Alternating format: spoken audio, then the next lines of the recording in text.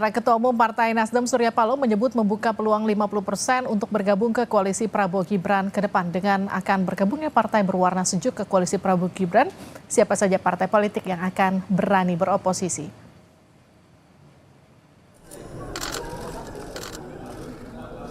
Ketua Tim Kerja Strategis Prabowo Gibran Bahlil Lahadalia menyebut akan ada partai politik yang bergabung ke dalam koalisi Indonesia Maju.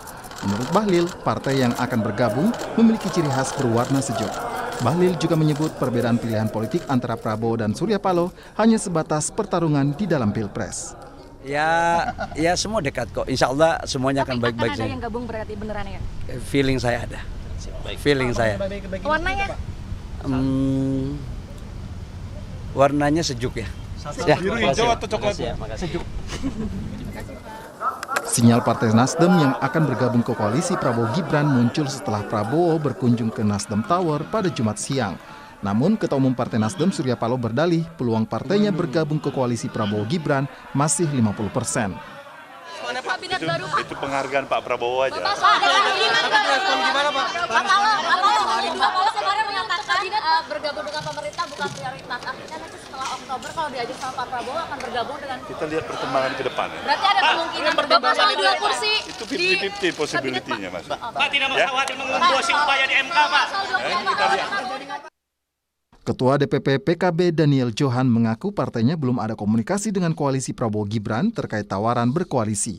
Daniel menyebut partainya saat ini masih fokus terkait hasil rekapitulasi KPU.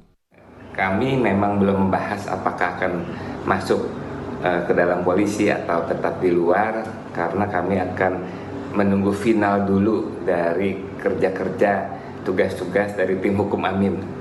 Mudah-mudahan tim hukum AMIM berjalan lancar dan bisa mewujudkan keadilan masyarakat yang saat ini sedang kita perjuangkan. KPU memang belum mengumumkan perolehan kursi 8 partai yang lolos ke DPR RI. Namun jika merujuk pada aturan pemilu, Koalisi Indonesia Maju yang terdiri dari Golkar meraih 102 kursi, Gerindra 86 kursi, PAN 48 kursi, sementara Demokrat 44 kursi. Jika dijumlahkan, Koalisi Prabowo Gibran hanya menguasai 48% lebih kursi di DPR RI. Direktur Eksekutif Indikator Politik Indonesia Burhanuddin Muhtadi menyebut koalisi Prabowo Gibran memerlukan dukungan di DPR untuk menyukseskan program-program mereka. Hal ini disebut Burhanuddin untuk menjaga kestabilan pemerintah mendatang. Jangka panjang adalah pembentukan pemerintahan yang stabil di atas 50% plus. Nah, per hari ini itu masih sangat riskan buat Pak Prabowo mengandalkan 4 partai yang secara total itu baru sekitar 49%.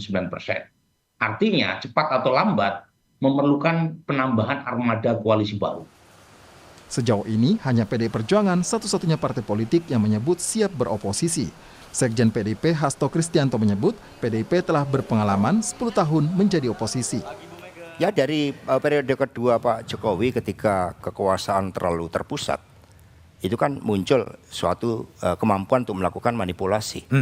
Sehingga kekuasaan dan kritik dalam konteks policy, dalam konteks implementasinya memang memerlukan suatu check and balances.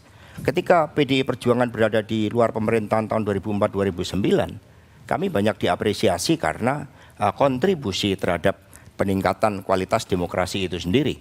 Bahkan satu dikatakan berada di luar pemerintahan itu merupakan suatu tugas yang patriotik. Bagi apa? Pembelaan terhadap kepentingan rakyat itu sendiri. Dalam jurnal Masyarakat Ilmu Sosial yang diterbitkan oleh BRIN, oposisi disebut akan menjadi penyeimbang atau kontrol bagi pemerintah untuk menjaga keberlangsungan demokrasi. Tim Liputan, Kompas TV.